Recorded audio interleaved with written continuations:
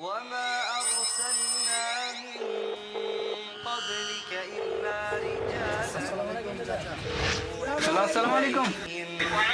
فاسألوا أهل الذكر إن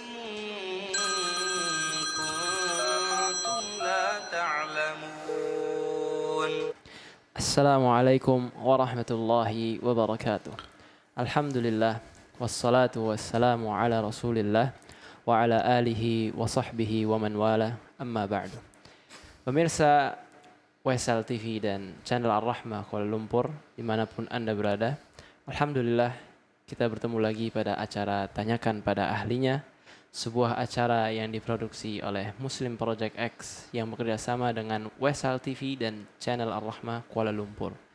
Dan tidak lupa juga kami ucapkan jazakumullahu khairan kepada Yurbi Sadaqat atas bantuannya dan kerjasamanya dengan Muslim Project X.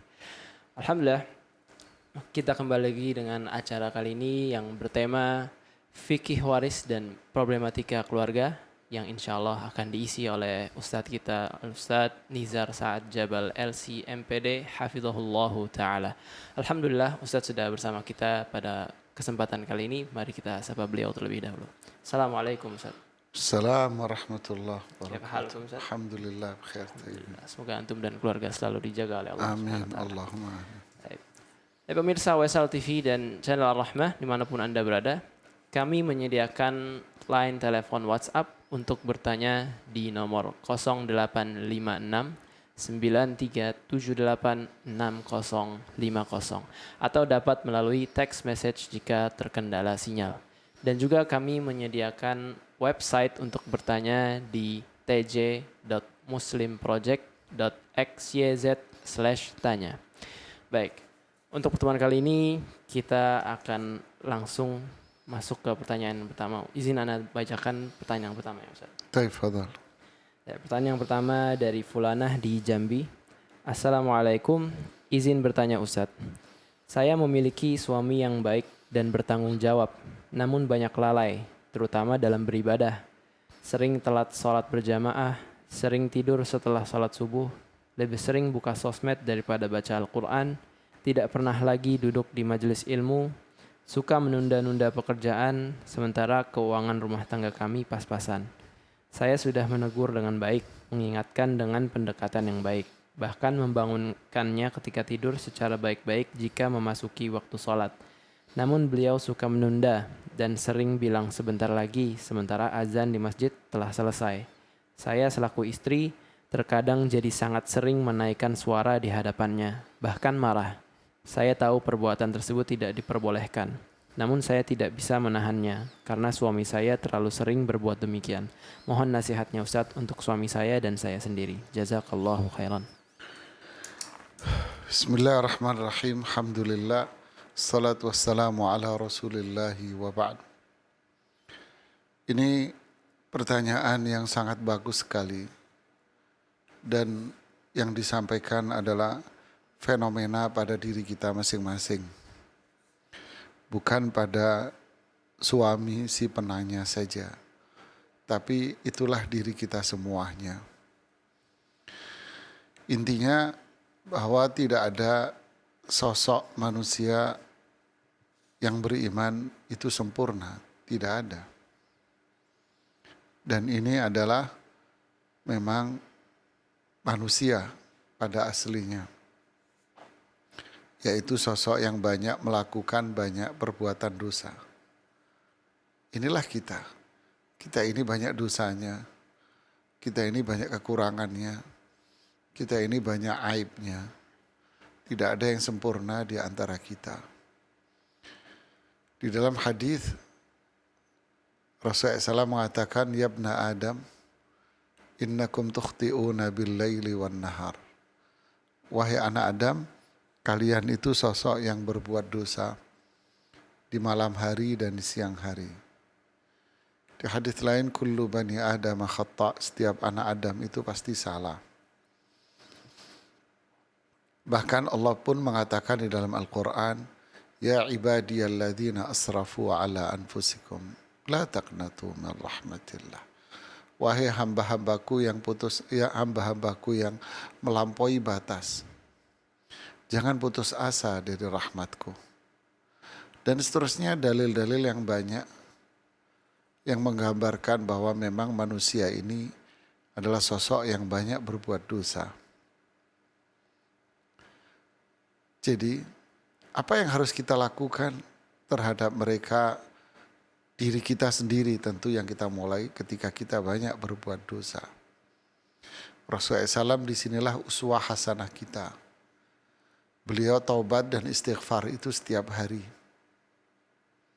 Bayangkan ya, sungguh aku bertaubat dan istighfar itu setiap hari. Ini Rasul SAW yang maksum, diampuni semua dosanya. Tapi beliau tetap bertaubat dan istighfar. Imam Ibnu Qayyim rahimahullah mengatakan, taubat itu berjalan seiring dengan nafas kita. Karena memang kita setiap hari ini berdosa. Ya inilah orang mukmin yang paling baik. Dia yang selalu berdosa. Kemudian dia yang selalu berdosa, kemudian dia selalu bertaubat kepada Allah. Allah bangga dengan orang-orang yang seperti ini. Kemudian yang kedua, apa sikap kita menghadapi orang-orang yang seperti ini? Tentu sikap kita adalah tetap berbuat kebaikan.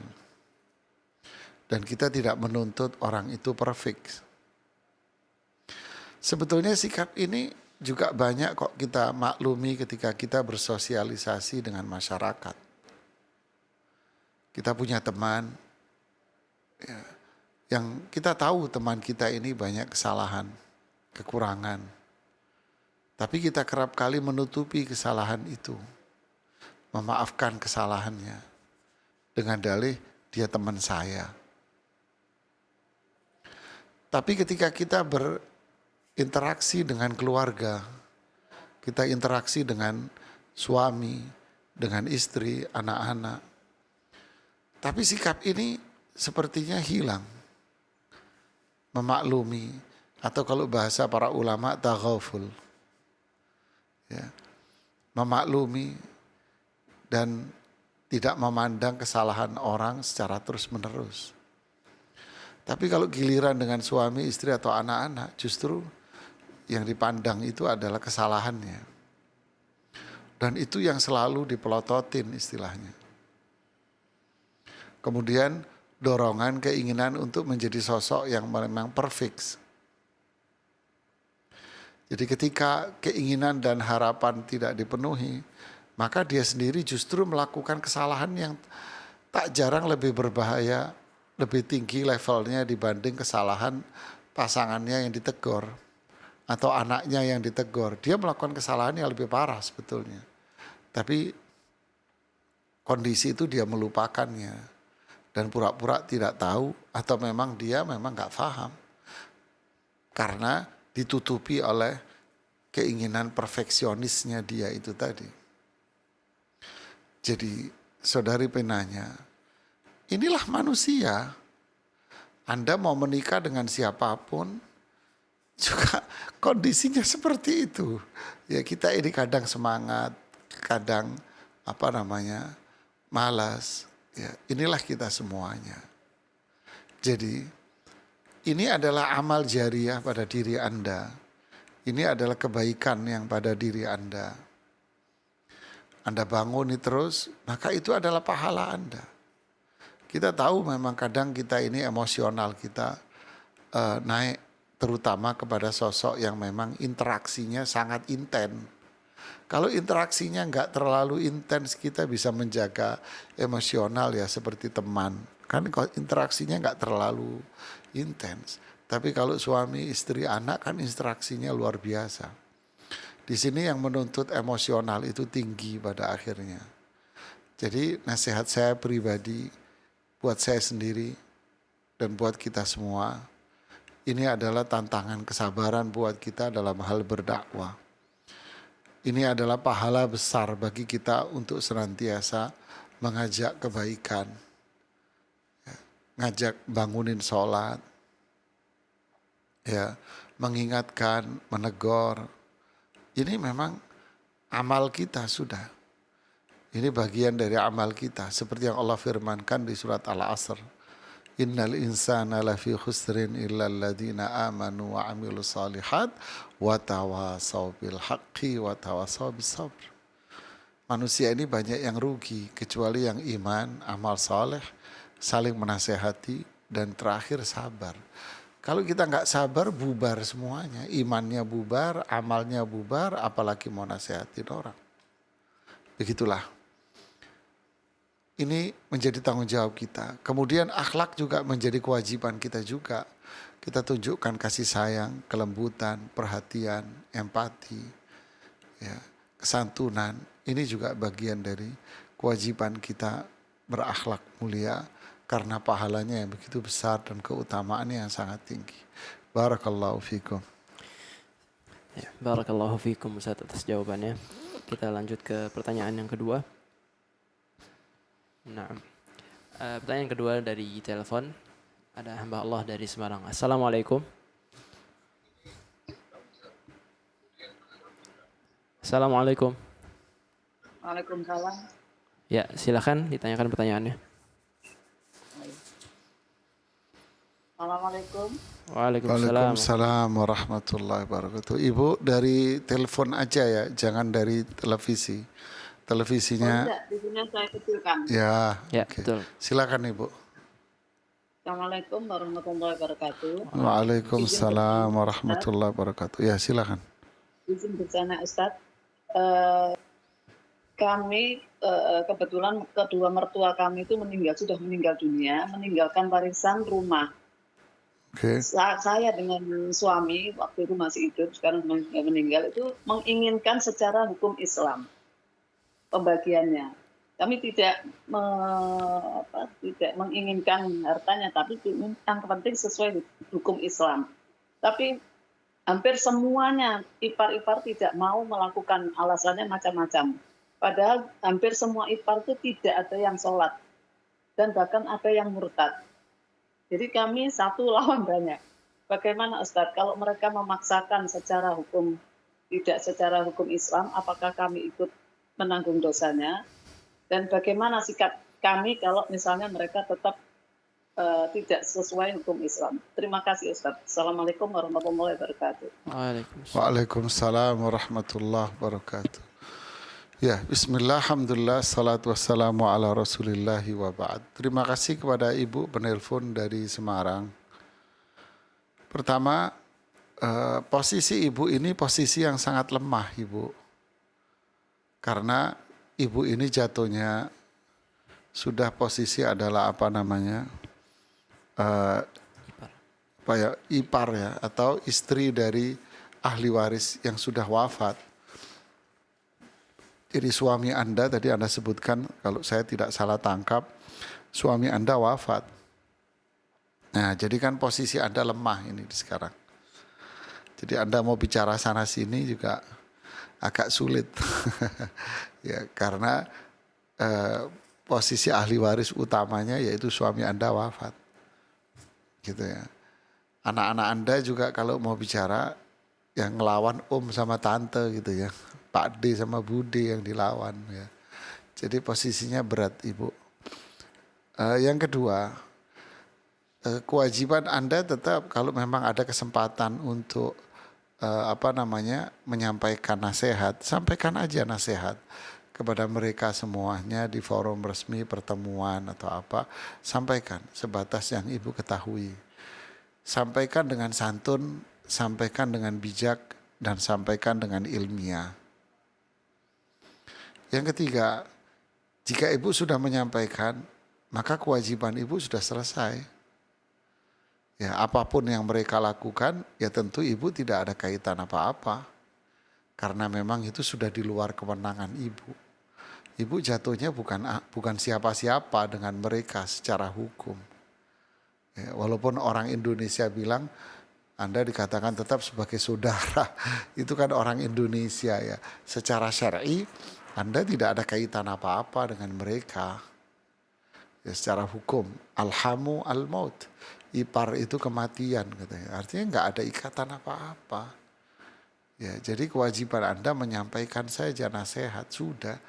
apapun yang mereka lakukan ya ibu tidak ada kaitan apapun, terutama ibu sudah menyampaikan, sudah selesai bagi ibu.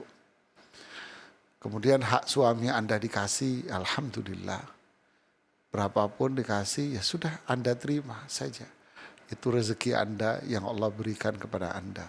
Selebihnya apapun yang mereka lakukan yaitu urusan mereka dengan Allah Subhanahu wa taala. Barakallahu fikum. Barakallahu fikum Ustaz atas jawabannya. Baik. Nah, pertanyaan berikutnya melalui telepon lagi dari Riki di Jambi. Assalamualaikum Pak Riki. Assalamualaikum. Waalaikumsalam warahmatullahi wabarakatuh, Ustaz. Nah, silakan tanyakan pertanyaannya. Afwan Ustaz, Ana ingin bertanya. Silakan Mas. Dulu kan orang tua itu kan ada pensiunan, Ustaz. Iya, terus? Kebetulan orang tua dulu kan menitipkan uangnya itu ke kakak saya. Ya. Kemudian uangnya itu didepositoin ke Ustadz ke bank syariah, Ustadz. Iya. Waktu itu kan saya belum tahu dan masih awam gitu kan Ustadz. Saya ngikut aja kata kakak saya kan. Iya. Itu katanya akadnya mudarabah gitu katanya kan. Iya. Terus sudah berjalan beberapa tahun, alhamdulillah saya dengar-dengar kajian ini. Itu katanya kalau deposito itu mungkin masih ada hukumnya, masih ada ribanya atau gimana, saya kurang tahu itu kan Ustadz. Jadi saya sarankan ke kakak saya untuk menghentikan deposito itu Ustadz. Iya. Kemudian kan dari hasil kesepakatan antara bank dan pihak kakak saya itu kan sudah berapa tahun ada bagi hasil kan Ustadz. Iya. Kelebihan dari hasil deposito itu Ustadz, di kami itu hukumnya gimana Ustadz? Waktu itu kan kami kan belum tahu kan Ustadz hukumnya hasil deposito ada berapa persen dari uang pokoknya Ustadz. Itu masih kami pegang, belum kami apa-apakan kan Ustadz. Iya. Karena takut digunakan, karena itu belum tahu hukumnya apa kan Ustadz. Iya. Oke. Pertanyaannya itu Ustadz, uang itu sebaiknya digunakan untuk apa Ustadz? Apa bisa kami gunakan atau uang itu diserahkan ke fasilitas umum atau bisa untuk membayar hutang gitu Ustadz? Ya, terima kasih Mas Riki ya. Iya Ustaz. Ya. Bismillah, alhamdulillah, salatu wassalamu ala rasulillahi wa ba'd. Terima kasih kepada Mas Riki yang di Jambi bertanya. Jadi diapain ini uang riba bunga dari deposito, walaupun dilabelin dengan labelin syariah, tetap aja di situ banyak unsur ribanya karena memang tidak akan bisa keluar dari sistem ya. Jadi uang itu tidak boleh pertama dikonsumsi untuk ahli waris. Ya, Anda, Mas Riki, kakak dan saudara semua tidak boleh mengambil manfaat sedikit pun dari uang ribanya. Ya, dari bunganya tidak boleh Anda memanfaatkan walaupun itu diistilahkan dengan nama bagi hasil. Ya, tidak boleh Anda memanfaatkan itu. Kemudian yang kedua, buat bayar hutang, hutangnya siapa? Kalau itu hutang saudara-saudara Anda atau hutang orang tua Anda juga tidak diperbolehkan.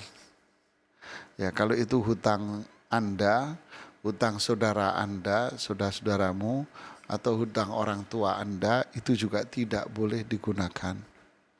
Tapi kalau yang dimaksud itu hutang orang lain, sepupu, umpama hutang sepupu bukan saudara kandung ya.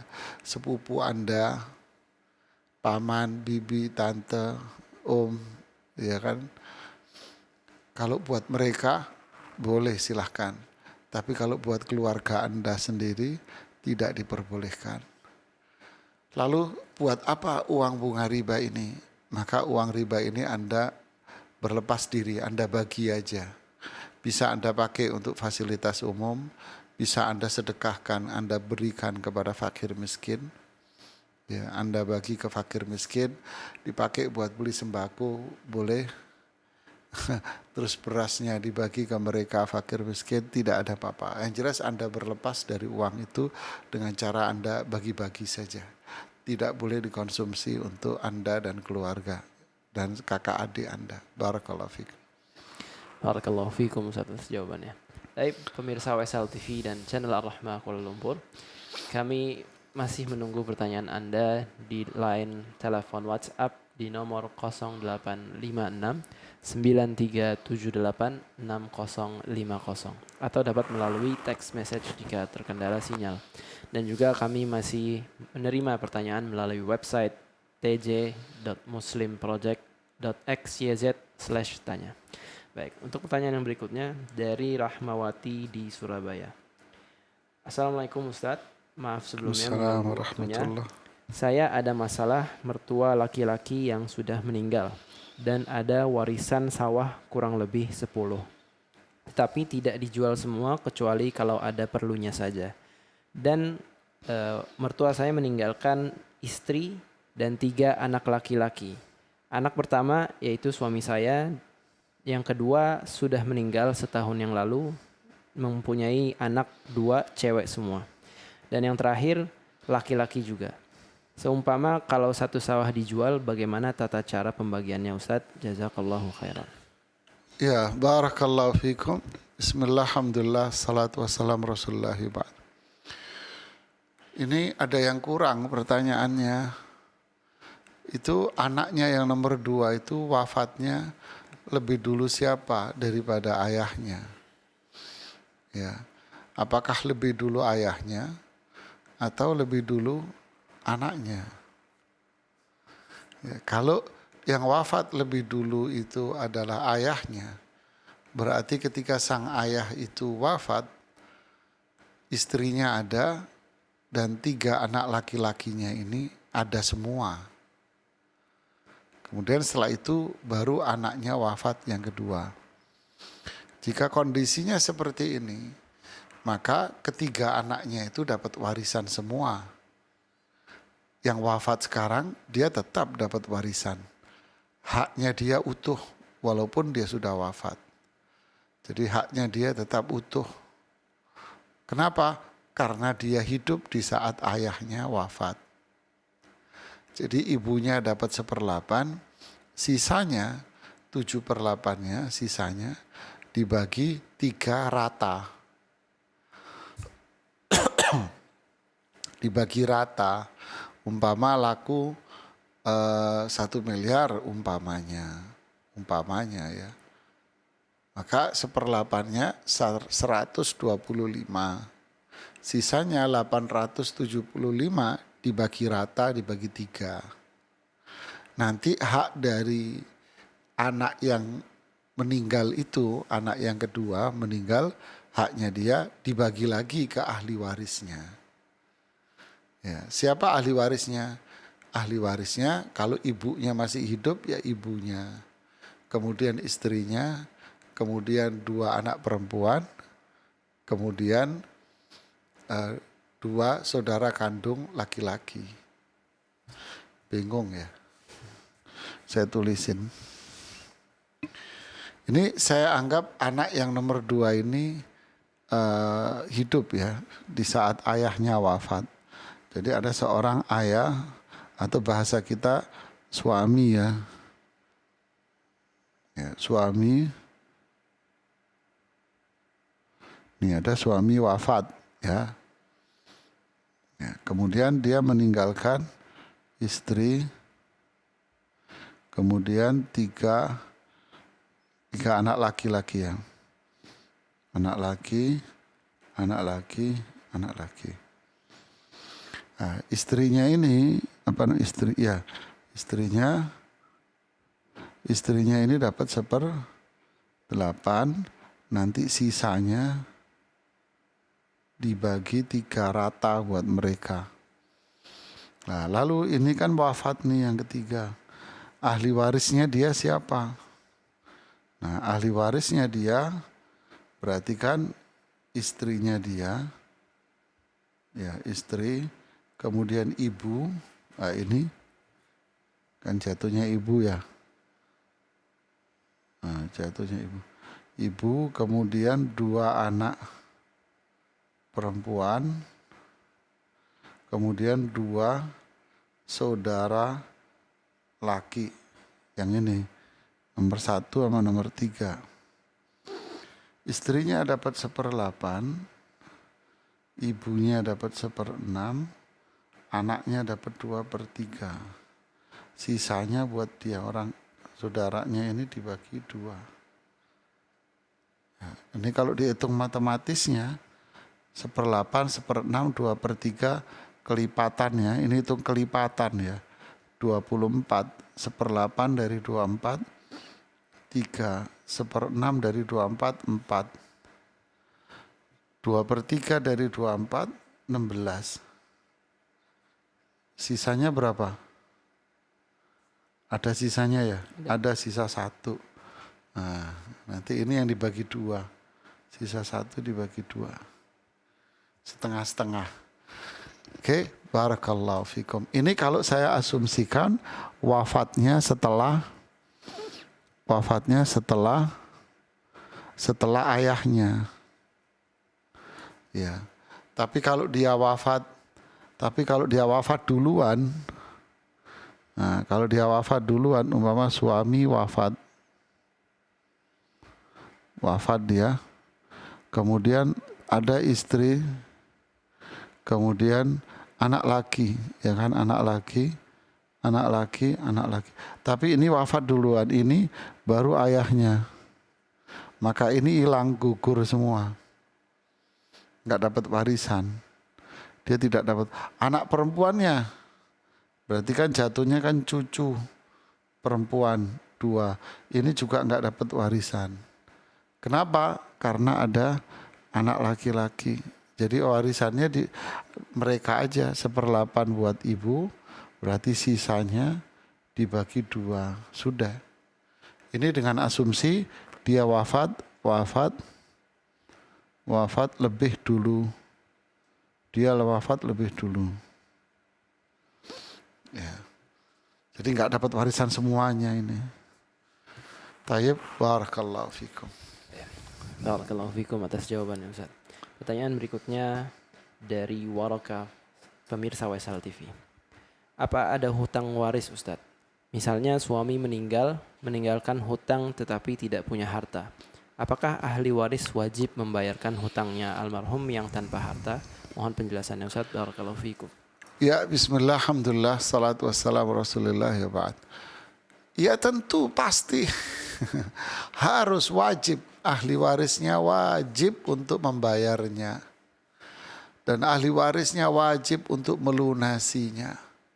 Dan inilah yang yang berbahaya pada diri seseorang. Karena jiwa seseorang yang sudah wafat itu, dia akan tergadai.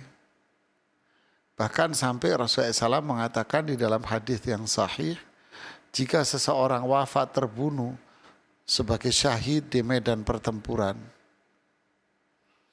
kemudian andai kata dia dihidupkan lagi, kemudian terbunuh lagi dalam medan pertempuran sebagai syahid, kemudian dihidupkan lagi, wafat lagi dalam medan pertempuran sebagai syahid lagi, andai kata Rasulullah SAW. Tapi dia punya utang, maka dia tidak bisa masuk surga. Ketahan oleh hutangnya.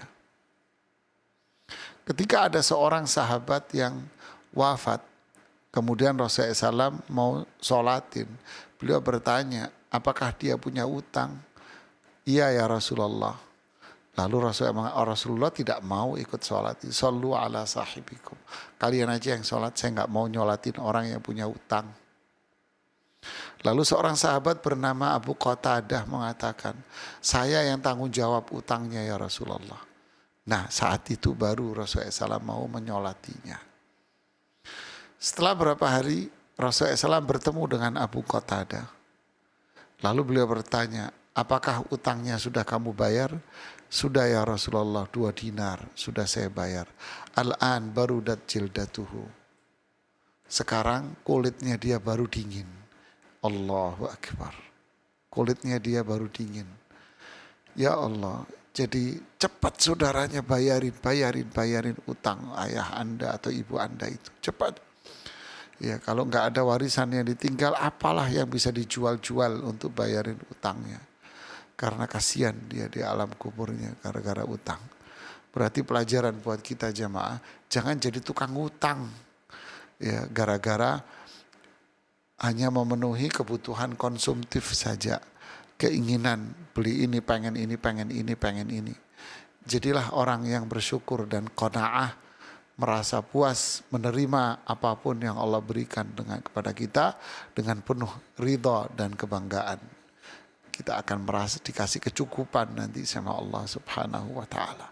Apalagi di era sekarang, semua banyak ingin memberikan kemudahan-kemudahan utang dan itu sangat berbahaya. Apalagi ditambah lagi kalau ada ribanya, innalillahi wa inna, tambah berbahaya dan itu dosa besar.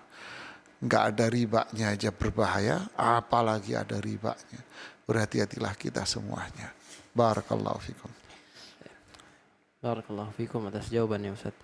Pemirsa WSL TV dan channel Ar-Rahmah Kuala Lumpur, dimanapun Anda berada, kami masih menunggu pertanyaan Anda di line telepon WhatsApp di nomor 0856 9378 6050 atau dapat melalui text message jika terkendala sinyal. Dan kami juga masih menerima pertanyaan melalui website tj.muslimproject.xyz/tanya. Pertanyaan yang berikutnya Ustaz, dari hamba Allah di Malang. Bismillah, semoga Allah senantiasa menjaga dan memberikan taufiknya kepada Ustadz. Bagaimana Amin, status Allahumma anak tiri dengan ayah tiri yang ibu kandungnya telah wafat? Pernikahan sah tetapi tidak memiliki anak. Sebelumnya anak yang telah lahir adalah hasil zina ibu dan ibu menikahi perjaka lain. Sampai ibu meninggal tidak ada anak lagi selama 25 tahun pernikahan. Anak ini sudah menikah dan sudah punya keluarga. Dan ayah tiri sudah mendapat hak warisan. Bagaimana penjelasan Ustaz? Jazakumullahu khairan wa barakallahu fikum. Masya Allah, barakallahu fikum. Bismillah, alhamdulillah, salatu wassalamu rasulullah ba'd. Menarik, saya ingin memberikan gambaran. Ya, seorang ibu A, ya, ada ibu A, ini ibu, ya. Ibu A ini punya anak dari sebelumnya lah. Ya, kemudian ibu ini menikah dengan suami. Ya, dengan suami. Pernikahan dengan suami ini tidak ada anak. Kosong lah. Ya, kosong, nggak ada anak. Anaknya ibu ini dari sebelumnya. Nah, lalu terjadilah pernikahan. Ketika terjadi pernikahan, apalagi sudah 25 tahun ya. Artinya kan pasti sudah digauli lah, sudah 25 tahun ya. Ketika digauli, maka anaknya ini sama ini statusnya jadi apa? Ini sama ini sudah jadi mahram. Ya, ini jadi mahram sudah. Sejak pertama kali digauli. Ya, ini sudah jadi mahram. Ya, dari dulu sebetulnya ini. Jadi sejak pertama kali nikah, anak yang dibawa ini jadi sudah jadi mahram ya. Karena apa? Pernikahan. Waraba ibukumul lati fi hujurikum min nisaikum, dan robibah, yaitu anak-anak bawaan itu tiri dari istri kamu. Nah, ini adalah apa? Mahram secara syar'i ya. Barakallahu fikum. Barakallahu fikum atas jawabannya Ustaz. Pertanyaan berikutnya dari Azka Mahesa Setiawan. Assalamualaikum Ustaz, izin bertanya. Misal ayah saya punya anak kandung 2 perempuan dan ibu kami sudah meninggal tahun 1998. Tahun 2002 ayah saya menikah kembali dengan janda tanpa anak. ayah dan istri barunya menempati rumah peninggalan harta bersama istri baru dengan suami terdahulu. Lalu rumah tersebut dibangun bersama oleh ayah dan istri baru. Dan ada juga beberapa aset baru lainnya. Tahun 2022 ayah meninggal. Apakah saya dan kakak saya berhak mendapatkan hak waris? Karena sampai sekarang istri baru ayah saya tidak memberikan apa-apa, bahkan memutuskan komunikasi dengan saya dan kakak. Mohon penjelasannya Ustaz. Barakallahu fikum. Ya, barakallahu fiik. Bismillah, alhamdulillah, salatu wassalamu rasulillahi wa ba'd. Terima kasih pertanyaannya. Dan kasus Anda ini banyak di masyarakat kita ya. Jadi gambarannya kayak tadi ya, umpama ibu A, ya ibu menikah dengan suaminya B. Ini suami. Terus ibu ini wafat. Dari ini punya anak pernikahan. Lalu bapak ini menikah dengan ibu C. Ya kan, menikah dengan ibu C. Dengan ibu C 0, nggak punya anak. Yang tadi ya, nggak ada anak. Lalu bapak ini di tahun 2022 wafat. Ya, di tahun ini wafat bapak ini. Ya. Nah, pernikahan dengan ibu ini bikin rumah, ada rumah. Ya, ada rumah. Apakah anak-anak dari sini dapat warisan? Ya pastilah, karena ini adalah anaknya siapa? Anaknya bapak ini. Karena yang wafat adalah bapak ini. Ini wafatnya di bapak ini. Jadi ahli warisnya bapak ini siapa? Istrinya ini, istri. Yaitu yang ini. Kemudian anaknya ini, anak-anaknya. Jadi anak-anaknya ini. Nah, sekarang masalahnya terlepas dari ini semua. Ya, kalau warisan itu jelas. Ya. Sekarang gimana caranya? Anda mengatakan bahwa ibu ini suami istri dari ayah Anda memutus hubungan dengan Anda. Begini Mas semuanya. Anda jangan jadi penjaga gawang. Nunggu bola datang untuk menyerah baru Anda tangkap gitu ya. Jangan. Ini bukan permainan bola ya. Ini adalah kehidupan. Apapun yang terjadi, dia adalah istri dari bapakmu. Dia adalah istri dari ayahmu. Maka Anda punya kewajiban untuk berbuat baik sama dia. Ya. Maksudnya apa? Nah, maksudnya yang kedua adalah Anda harus menjadi penyerang. Ya, jangan jadi kiper. Anda yang rajin silaturahim ke dia. Anda samperin dia, rajin silaturahmi. Karena suka nggak suka dia adalah istri ayahmu. Dan Anda harus berbuat baik sama dia. Anda berbuat baik sama dia berarti sama Anda berbuat baik sama ayahmu. Sambunglah silaturahim. Sambunglah komunikasi yang baik dengan mereka, dengan dia. Teruslah komunikasi, teruslah komunikasi.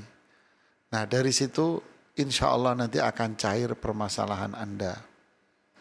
Anda harus sadar bahwa orang Indonesia ini punya budaya. Apa budayanya? Ini budaya dan bukan budaya ya kalau saya mengistilahkan, ini adalah mindset. Ya, mindset para istri-istri orang Indonesia. Suku mana saja ya. Kalau suaminya wafat, para istri ini punya mindset, pola berpikir, apa itu harta suami itu punya saya. Itu mindsetnya orang-orang Indonesia gitu ya, Indonesia minded banget gitu kalau suami dalam hal ini loh ya, suami wafat, udah istrinya itu akan langsung membuat penilaian, kesimpulan, pernyataan bahkan walaupun secara tidak langsung ya, tapi itulah pengakuan realita bahwa hartanya suaminya dia langsung akan dikuasai milik dia dan kalimat akan muncul bahwa ini harta bersama, ini milik kita, ini milik saya, akan muncul begitu. Jadi kalau Anda gak komunikasi, maka mindset itu semakin kuat. Semakin kuat dan semakin kuat bahwa ini memang milik saya semuanya. Lalu Anda akan nanti membuat konflik yang berkepanjangan. Jadi bangunlah komunikasi yang baik. Bangunlah hubungan yang baik dengan dia. Lalu obrolkan, kalau sudah komunikasi itu baik, maka obrolan juga akan menjadi cair. Obrolkan dengan mereka bahwa ini status warisan ayah bagaimana ibu. Ini dulu yang bangun siapa. Kalau uangnya dikeluarkan bareng-bareng, ayahmu ngeluarin duit, istrinya mengeluarkan duit, ya Anda harus akui. Anda tinggal nanya berapa persen uang ayah dan berapa persen uang istrinya ini. Masalah dia bohong gak bohong itu urusan dia sama Allah. Kalau dia jujur, ya dia dapat pahala besar. Kalau dia bohong, ya dia mendapatkan dosa besar. Itu urusan dia sama Allah. Dan resikonya dia akan memakan harta haram pada dirinya. Anda tidak perlu masuk ke sana. Cukup berkomunikasi yang baik saja. Barakallahu fikum. Barakallahu fikum atas jawabannya Ustaz. Pertanyaan yang berikutnya dari Amora El Konita. Suami saya anak tunggal. Ibunya sudah meninggal. Ayahnya menikah lagi tetapi tidak memiliki anak dari istri kedua. Punya adik angkat perempuan dan sekarang sudah menikah. Pertanyaannya, apakah adik perempuan berhak mendapatkan warisan ketika ayah suami sudah meninggal? Mohon penjelasannya Ustaz. Jazakallah khairan. Ya, bismillah, alhamdulillah, salatu wassalamu rasulillah wa ba'd. Terima kasih pertanyaannya. Tentu anak angkat ya tidak ada kaitan sama sekali karena kan anaknya orang lain. Sudah terputus jalur-jalur nasab dan keturunan itu sudah selesai, sudah hilang. Ya kalau bahasa kita dia anaknya orang lain lah. Nasabnya aja udah beda. Jadi kan sebab waris mewarisi kata para ulama. Sebab, dan ini disepakati para ulama kita. Sebab waris mewarisi itu adanya keturunan nasab. Ya, sekarang di sini nasabnya ndak ada. Bukan nasab dia di sini, dia nasabnya yang lain. Ya, walaupun ngangkatnya dari bayi ibaratnya. Ya tetap aja tidak ada waris mewarisi. Ya. Barakallahu fikum. Ya, barakallah. Pemirsa WSL TV dan channel Ar-Rahmah Kuala Lumpur dimanapun Anda berada, kami masih menunggu pertanyaan Anda di line telepon WhatsApp di nomor 0856 9378 6050 atau dapat melalui text message jika terkendala sinyal. Dan kami juga masih menerima pertanyaan Anda melalui website tj.muslimproject.xyz/tanya. Baik, pertanyaan yang berikutnya Ustaz dari Laili Isna Latifah di Siak. Bismillah, Assalamualaikum Ustaz, izin bertanya. Apabila seorang istri mengetahui suaminya berbuat dosa, sering melihat yang bukan halal, apa yang harus dilakukan istri? Jazakumullahu khairan Ustaz. Masya Allah. Bismillah, alhamdulillah, salatu wassalamu rasulullah wa ba'd. Pertanyaan bagus sekali. Apa yang dilakukan oleh seorang istri ketika melihat suaminya maksiat? Tentu yang dia lakukan adalah komunikasi yang baik. Bangun komunikasi yang indah dengan suami Anda. Untuk apa? Yang kedua, untuk menasehati dia dengan baik. Menasehatinya dengan santun dan baik. Cari momen waktu yang tepat dan sampaikan dengan bahasa yang santun. Bahasa santun itu seperti apa? Seperti sabda Rasulullah SAW, la yu'minu ahadukum hatta yuhibba li akhihi ma yuhibbu li nafsihi. Tidak beriman seseorang sampai mencintai saudaranya seperti mencintai dirinya sendiri. Ngukur bahasa halus santun itu apa? Ukurlah diri Anda sendiri. Kalau Anda dinasehatin orang, Anda kepengennya dinasehatin seperti apa? Ya tentu Ustadz yang sopan, yang santun, yang baik, yang enak, penuh kasih sayang. Begitulah yang Anda harus lakukan dengan orang itu. Kita pengen dihargai orang, pengen dihormatin orang, pengen orang itu santun sama saya, maka kita pun harus melakukan itu. Itulah iman. Jadi komunikasikan yang baik. Kemudian untuk apa komunikasi itu? Untuk masuk dalam nasihat. Lalu cara nasehatin gimana? Cara nasehatinnya cari waktu yang pas. Jangan cari waktu yang gak pas seperti lo kondisi capek, lagi suntuk, lagi ini. Jangan. Cari waktu yang pas, yang enak. Ada secangkir teh atau kopi, ada makanan ringan, lagi rileks, nyaman. Nah, sampaikan momen yang pas itu. Kemudian bahasa yang digunakan adalah bahasa yang santun. Seperti Anda kepengen dinasehatin orang dengan bahasa baik, lah gunakanlah cara yang itu. Kemudian yang ketiga, penampilan fisik dan wajah. Tunjukkan penampilan fisik wajah yang enak, penuh ceria, penuh senyuman. Nah, insya Allah biiznillah, nasihat Anda akan didengar. Tapi kalau Anda nasihatin, gak ngelihat waktu. Orang lagi capek, lagi gak enak, lagi suntuk atau apa, Anda nasihatin. Kemudian ditambah lagi nasihatnya, ya mohon maaf ya, ciri khas perempuan ya. Ya volumenya tinggi, kemudian bahasanya sambal geprek pedas. ya dilawan lah. Siapa yang mau gitu kan. Anda sendiri aja kalau dinasehati dengan cara seperti itu juga ngamuk gitu loh. Begitulah, makanya ini tidak menggambarkan iman gitu ya. Barakallahu fikum. Barakallahu fikum atas jawabannya Ustaz. Pertanyaan yang berikutnya dari Abdurrahman di Bekasi. Bismillah.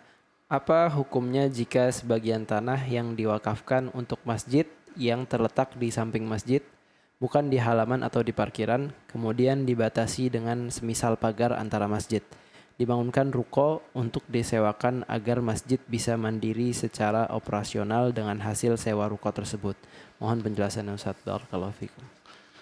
Ya bismillah, alhamdulillah, salatu wassalamu rasulullah ba'd. Terima kasih pertanyaannya. Tentu kembali kepada akad dengan para pewakifnya.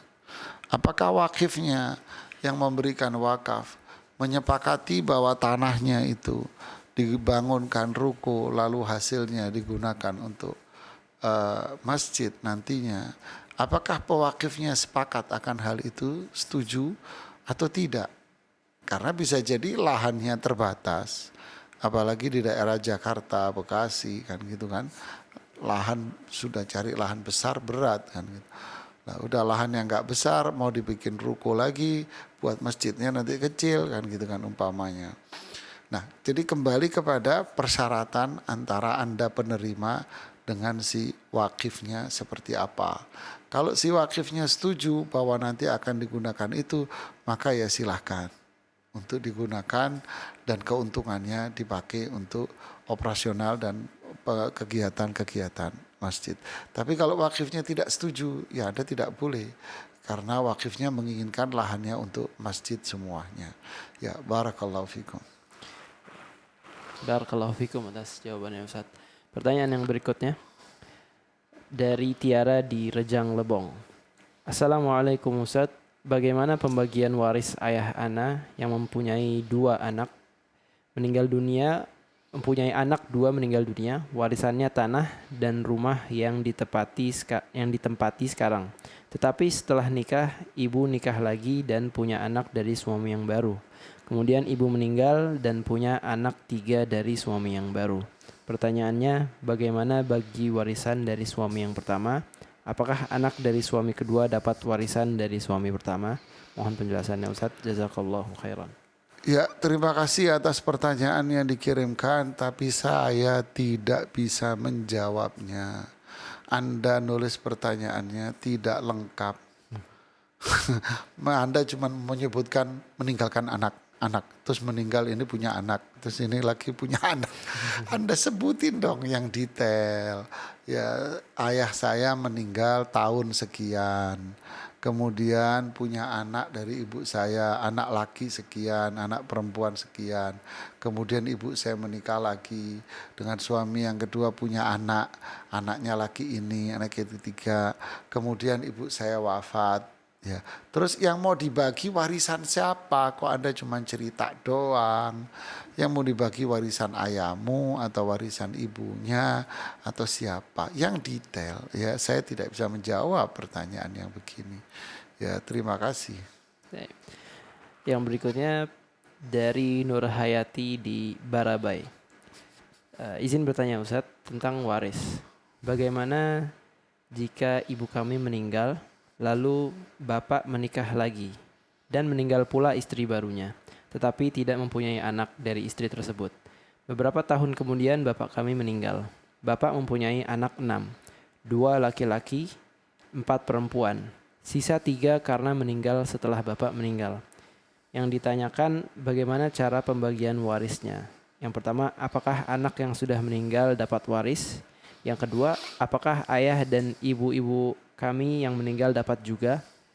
Yang ketiga, anak laki-laki dapat berapa dan anak perempuan juga berapa? Syukran atas jawabannya Pak Ustaz.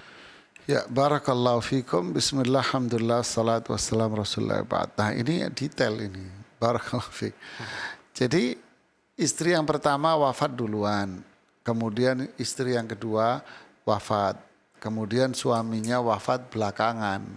Jadi ketika suaminya wafat, istrinya dua-duanya sudah tidak ada. Kan begitu kalau saya pahami tadi ya. Kemudian anaknya, ya ada anaknya sekian. Ya, setelah sekian baru anaknya wafat. Jadi anaknya yang berapa tadi? 6 ya? 6. Anaknya 6 itu semuanya dapat warisan. Jadi 6-6-nya anaknya dapat warisan semuanya. Walaupun sekarang 2 sudah wafat. Ya. 3 sudah wafat, tetap 3-3-nya yang sudah wafat tetap dapat warisan secara utuh. Karena di saat ayah mereka wafat, mereka masih hidup. Jadi tetap ahli warisnya 6 anaknya. Laki-laki dapat 2 bagian, perempuan dapat 1 bagian. Lalu yang sudah wafat, haknya diberikan kepada ahli warisnya masing-masing. Terima kasih, Maya. Baik.